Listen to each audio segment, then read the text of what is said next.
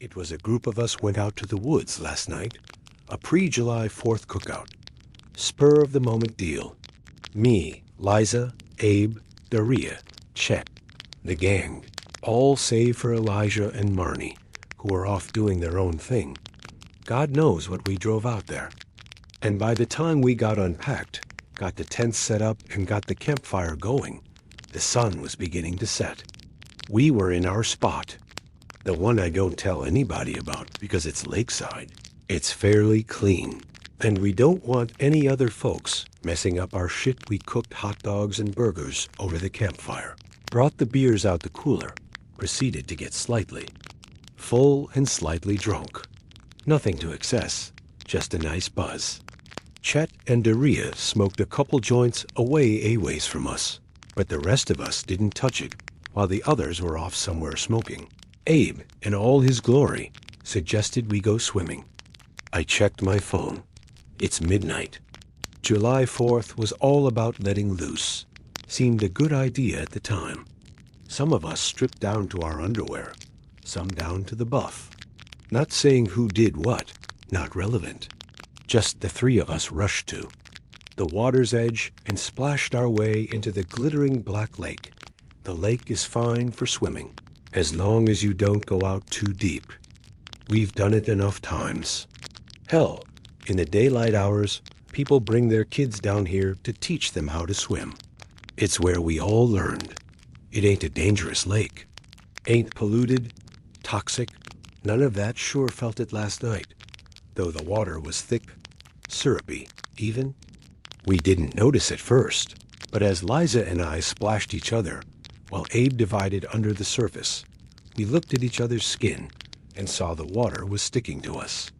Yeah, like it was made from oil or something. Viscous, oily liquid that clung to our bodies and made us look like we were coated in brown film. We were both half drunk, so maybe we didn't react with as much disgust as we should have. Liza waded over to me, and we stood there, staring at the strange water that came up just above our breasts. Liza dipped her hand into it and held it up, her palm cupped. Dude, it's like lumpy. She slurred. We scanned the lake for Abe. A distant, dark shape crested the surface. Abe had swum out pretty far. I sniffed. The lake didn't even smell right. I'm getting out, I told Liza. She agreed. We turned to go, our bodies causing the water to ripple. We both jumped at the same time. As we set eyes on the man, I let out a little scream. Liza's hand found mine under the water. The man stood there, about a foot away from us. Neither of us had heard him approach. He was staring straight at us, his eyes wide as if in surprise, but a joyful smile split his face. He was middle-aged, clean-shaven. The hair around his temples graying weirder still was his clothing. He wore a full business suit, black jacket, white shirt, gray tie. He was tall. The water stopped around his abdomen, leaving brown stains on his clean, starched shirt. I noticed a biro sticking out of his jacket pocket. Liza and I both jumped and shrieked again as wordlessly the man dropped downwards. I don't mean he dived or anything. He shot straight downwards, like the ground had opened up beneath him. If it wasn't for the fact we could just about see his shape through the discolored water, I would have thought he had disappeared into the depths. Liza grabbed my wrist and pulled me around the man. I looked over my shoulder as we waded away to see him moving slowly, strangely under the surface, as if his legs were bent and he was walking anyway. Liza tugged at me. We waited for the shore. When we had reached waist-height water, Liza fell, slipped on a rock or something, straight below the surface. She emerged a second later, spluttering and choking, spitting the foul liquid out her mouth. Her hair was matted down with the lumpy fluid that filled the lake. We stumbled to shore. Daria and Chet were sitting there, on a log beside the campfire. They were stoned, giggling at us as we stood there shivering, dripping wet and half naked. Liza began screaming at them. Something about Abe. I couldn't get the sight of that man out of my mind. I turned to the lake as Liza shook Daria's arm there. In the center of the lake, I saw Abe. He was standing stock still, looking back at the shore. The man in the business suit stood beside him. They were both gazing at us. Slowly, very slowly, they both raised their right hands and waved in our direction.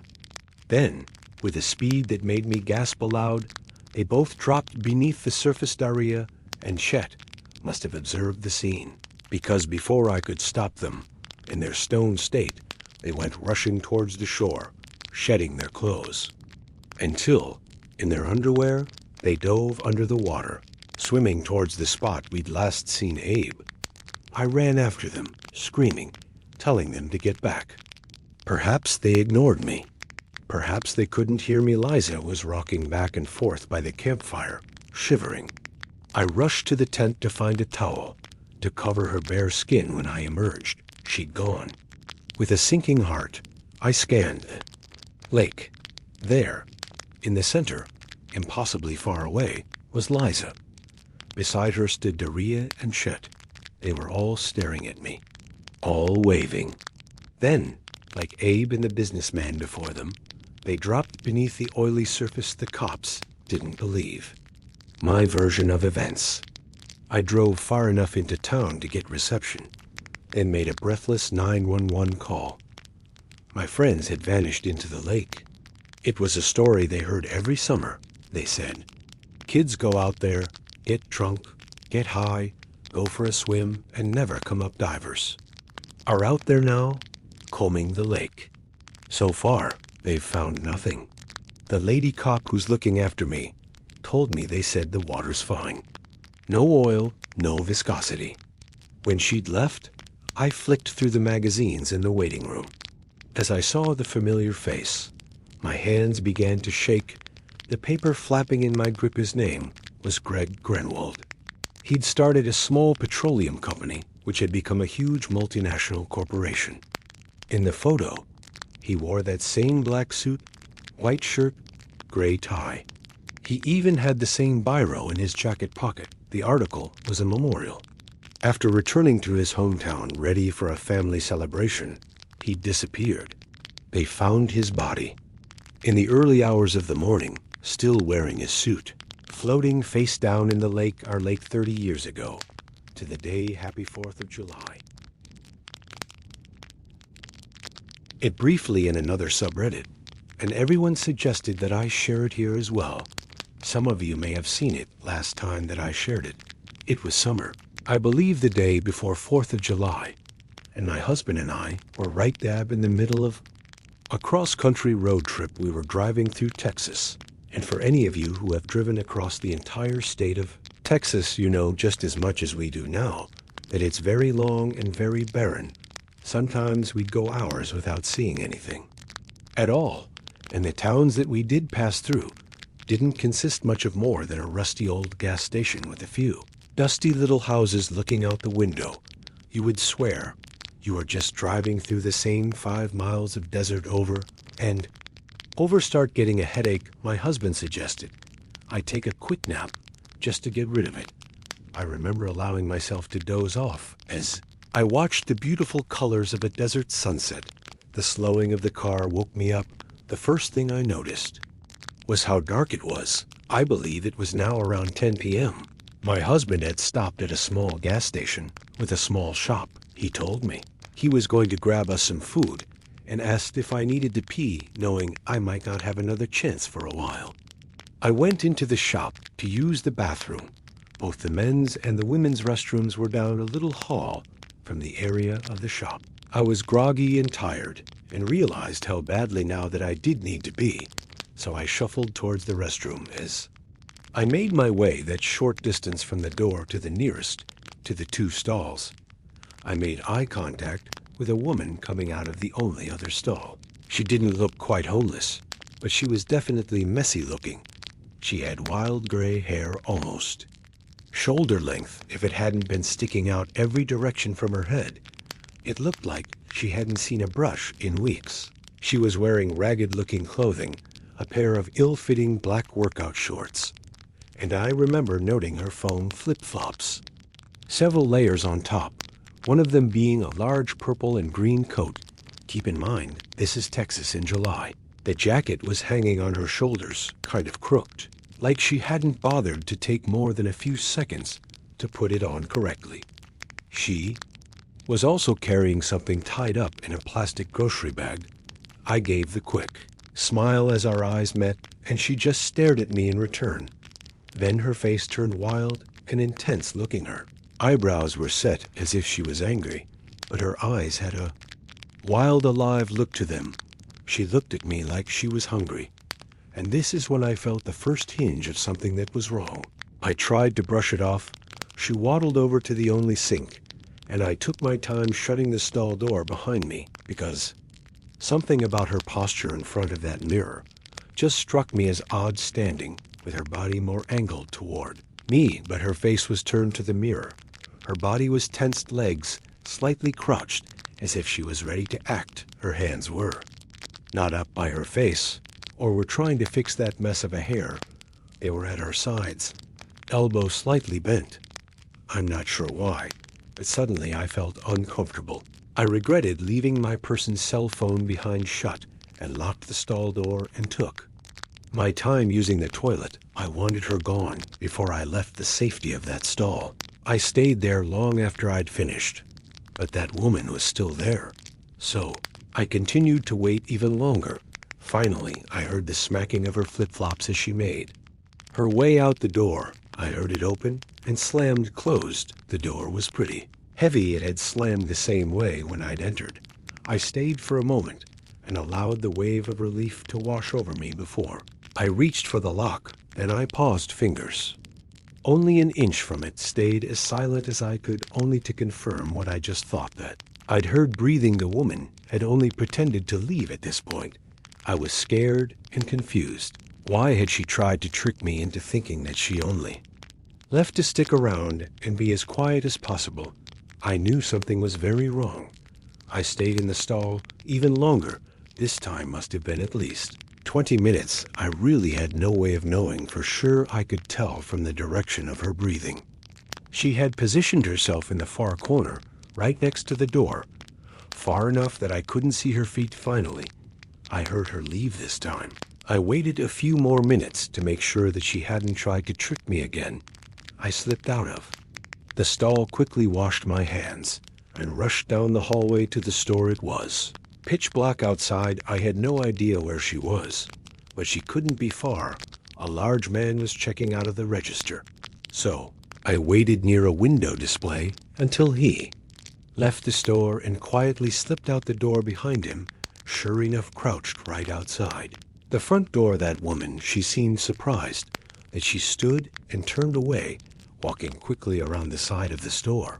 My husband was waiting in the car and asked me if I was okay, since I'd taken so long inside, way longer than usual. I said I would tell him once we are far away from that store. Other Redditors that had previously read this post have had many theories, but the two most likely was that she was a druggie that wanted to mug me, or that she was somehow connected to sex trafficking. I'm open to any of your theories. I tried to see if there's anything in the news from around that time. I really don't know exactly where we were when this all happened. A few years ago, my friend Tez and I sat out on the Great American Road Trip. We were going to drive from New York to Los Angeles, zigzagging through the country for 6 weeks. We were both in our early 20s and pretty broke. My mom, who'd been a long haul trucker, suggested that we could save a ton of money by sleeping in the back of our hatchback. It ended up being a pretty cozy setup. We bought some blankets and sheets of Goodwill and cut one of them up to make some curtains by the end of the first week we'd gone, so we could set up a camp in about 10 minutes. Luggage moved to the front, curtains up, bedding laid down, and out for the night. We'd sleep in parking lots, free campsites, rest areas, basically anywhere. It seemed safe and semi-legal there. Was never a night after the first night, or we felt scared till that last week of the trip in Arizona. We were near Flagstaff, and had gotten pretty used to our routine. We didn't go on a set schedule, and we never drive more than 3 or 4 hours a day. No destination really in mind, outside of a few must-see landmarks. We drive to places we'd found the night before on Google and take suggestions from other campers, locals, and people we'd meet along the way. We'd also gotten very good at making friends. We went to Denny's with a group of rednecks that we met at a campsite in the back of their pickup truck. We met an 80-year-old cowboy who took us out drinking and taught us how to line dance at a country bar, played the guitar with some musicians. In the middle of a thunderstorm, got fed breakfast and dinner by a ton of campers who then invited us to hang out with them. We spent the 4th of July with a family who basically adopted us into their campsite. The grandma even gave us some weed candy. Basically every single encounter that we had with strangers was a positive one. This night didn't look to be any different. We found a free campsite on Google and drove up into the woods. Following our GPS, we were pretty far out of town, and something seemed a little bit off when we pulled up into this campsite. There was one RV parked there, 2 cars further up in the trees. We pulled up near the RV, and a man opened up the door. Immediately Tez waved hello. He just stared at her. His expression was completely blank then, as if she hadn't said anything. He just slowly closed the door again, staring at us the entire time. Figuring he just wanted some privacy, and maybe thinking we'd been obnoxious, we pulled further down the road and found a flat spot to park the car, instead of our usual routine of setting up camp immediately. While it was still light out, we goofed around for a while, smoking and laughing and taking dumb photos of ourselves. Tez pointed out a campfire. A little further down the road, we decided to go be friendly. We'd met so many cool people in the previous 5 weeks, just by going up and offering a beer, or just chatting. So we wandered over near the campfire, were 2 men, the owners of the 2 cars that we'd seen earlier. They seemed friendly, and we sat down to chat with them. They were drinking and smoking. We sat down and had a beer with them. One of these men seemed pretty off, and we came pretty quickly to find out the 2 of them didn't actually know one another. The older man was definitely on some sort of drug. He was spinning in circles and talking about UFOs, but he seemed harmless. This left us chatting with the younger man, who claimed to be a former park ranger. He was handsome and easygoing. He spent several hours just chatting about our trip, our families, everything. Then he started talking about a bear he claimed he'd seen a bear earlier in the forest, and Tez didn't believe him. He pulled out his camera to show her photos of that bear. It was actually very close to the campsite, and both got a little freaked out. It wasn't unheard of for one of us to get up in the middle of the night to go to the bathroom, so the idea of a bear hanging around just really spooked us. The ranger laughed, and then his expression changed completely. It's hard to describe or put into words, but his voice seemed somehow cold, and he just said, if you get out of your car in the middle of the night, it's not a bear you should worry about. I kept waiting for the laugh, or for him to nudge Tez with his elbow jokes on the foreigner and the city girl. Right? He never did. I laughed awkwardly, made a dumb joke about serial killers in the woods. My friend laughed as well and joked about the Texas Chainsaw Massacre. We quickly moved on to another subject within 5 minutes. The ranger had come back to. It was talking about something grabbing us from our car in the middle of the night. No matter how we tried to steer the conversation away from serial killers, he kept latching back on the older man. Was high as a kite at this point. I was just staring at the stars, not talking. We just awkwardly laugh, sip our beer, and try to get the conversation going somewhere else. Then the ranger stood up and walked towards the cooler to get another beer for himself. At this point, it's pitch black out. I can't see anything outside the circle of life from the campfire. The beer cooler was outside of that circle. Suddenly, there's a red dot in the darkness. It took me a moment for me to realize that it's a camera. Ranger was holding a camera.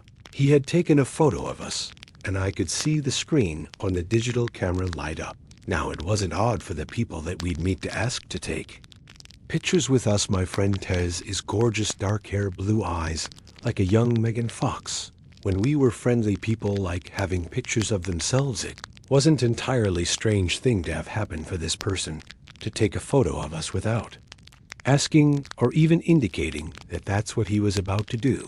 We both just stood there staring at him like deer in the headlights at this point. But instead of realizing what he's doing is a bit weird. Checks his camera, adjusts some things, and takes another photo, this time with the flash not asking us to smile. No proposing a group photo, and no explanation after this photo. He comes back to the fire and just sits down, doesn't say a word about those pictures at this point. Me and Tez are mutually freaked out. We make up some Porsche excuse that we need to go and set up our campsite. Just nope the hell out of there when we stand up to leave. The UFO guy smiles and just says, "Have a good night, Ranger," however, looks at us without a smile and doesn't reach his eyes and says, "Be careful out there. There's more than bears in these woods." Every hair on my body stood on end. I wasn't alone in my discomfort either, because Tez laughed a response out and pulled me away for the campsite towards our car. We rushed back to our car, which we only found in the dark by referencing the RV jump in the front seats. My friend Tez is all but hyperventilating. Why did he take a picture of us? I was shaking, but I responded, I read the serial killer sometimes warned their victims. She stared at me for a second, then locked the car door.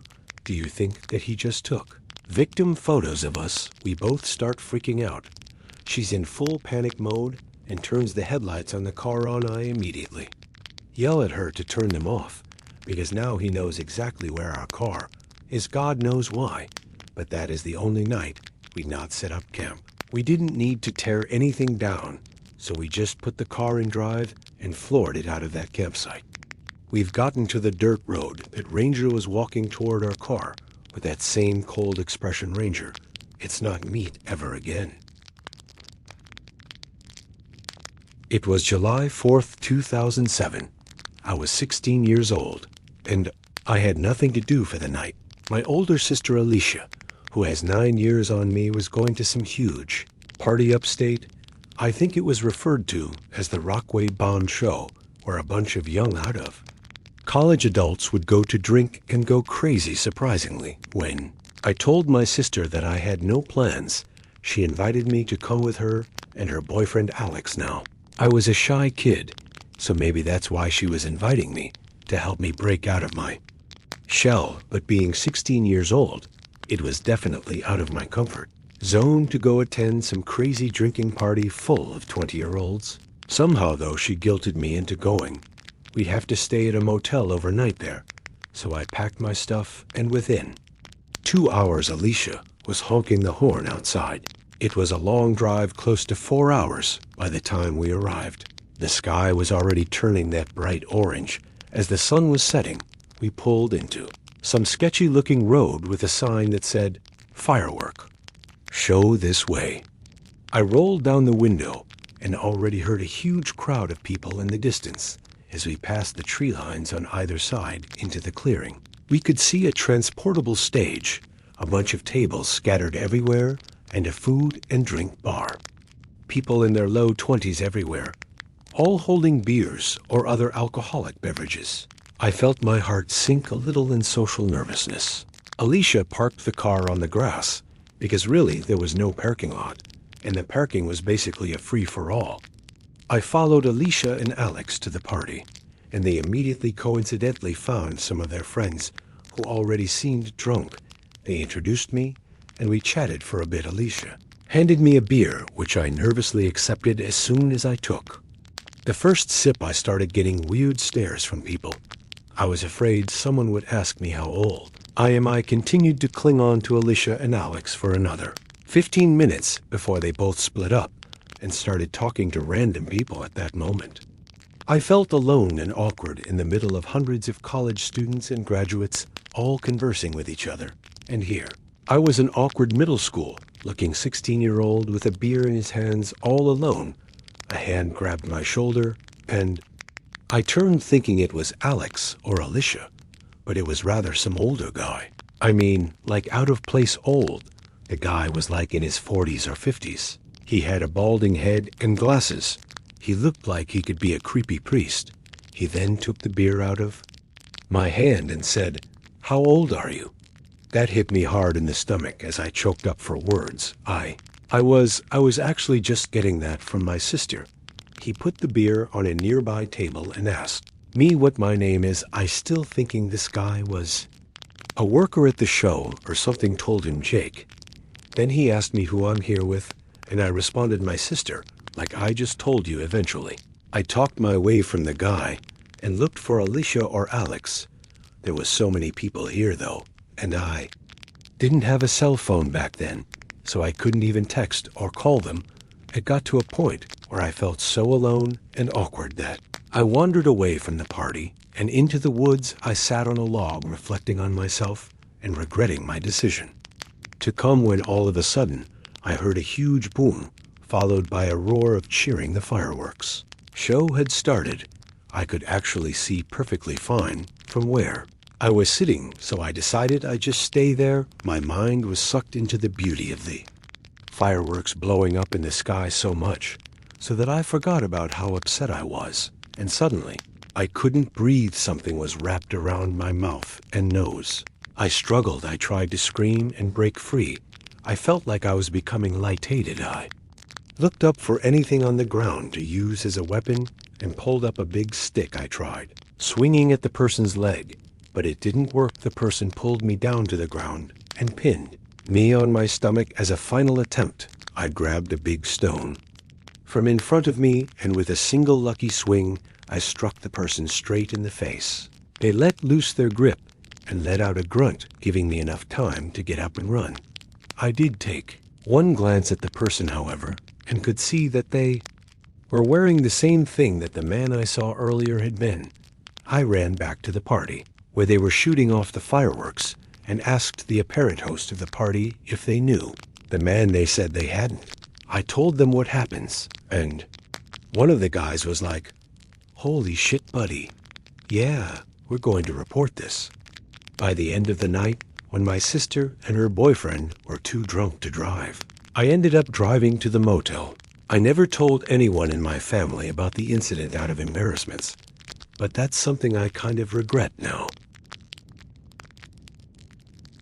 It was the 4th of July, 2 days after my birthday. We live in a very quiet town in New Jersey, so not much was going on. I had just turned 21, so my girlfriend, who had already been 21 for a while, jokingly decided to come over to my house with a couple 6-packs and some fireworks for the holiday. My parents were at one of the neighbors' parties far down the road. We don't have a lot of close by neighbors. My girlfriend's name is Sophia. When she arrived, we headed to the backyard where we started drinking the 6-packs together. She brought 2 big firework missiles, a couple bottle rockets, and some firecrackers. Obviously, the missiles were what caught my eye the most. When I finished my second beer, I got off the deck to shoot off the 2 bottle rockets. Up next were the firecrackers. After lighting up the firecrackers, however, I noticed my garage was open all the way across the yard. I told Sophia I'd be right back and walked over to it. I went inside and turned on the light. Every drawer and every closet door had been opened. I called my dad first thing and let him know somebody broke into the garage and possibly robbed us. He had a typical reaction. "Are you serious, eh? Hey, shit. What did they take?" "I don't know." I told him all. Right, hang title, be home in a sec to check it out. So my dad was momentarily leaving the party down the block to come check it out when I got back to the deck. I told Sophia, and she was just in shock. She went to go look herself, and when she came back, we just sat there outside on the backyard deck, waiting. Eventually, I decided to just shoot off the big missiles anyway. I couldn't wait anymore, and it was July 4th after all. Sophia told me to go for it. Music. The first missile was huge. It practically lit up the whole backyard for a second. I loved it, but I knew these 2 missiles were not cheap, so I thanked Sophia again. I lit the second missile, and during those initial few seconds, as the fuse was burning, me and Sophia both heard a large branch snapping on the ground from the woods We both looked in that direction, and as the rocket exploded in the sky, it provided just enough light to see a figure in the woods facing us. We both screamed simultaneously, just in time for my dad to hear me and my dad both chased in that direction into the woods. But we couldn't see or hear anything. We completely lost the person later that night. We turned on the security camera in the garage that we hadn't used in a long time at maybe 1 or 2 in the morning when I was finally going to bed. I looked out my window for the heck of it, and the garage light was on me, and my dad went to check it out. This time the entire garage had been completely trashed, and some of my dad's expensive tools were missing. We went back to the house to check the surveillance footage, and we were disturbed in the footage. The lights turned on, but the camera was blocked by something. It seemed like a piece of paper. We rushed back to the garage to check it out and found a simple post-it note taken from the desk in the garage, stamped onto the camera, and in writing on the notes were the words, "Happy Independence Day, fuck you." We never found the robber.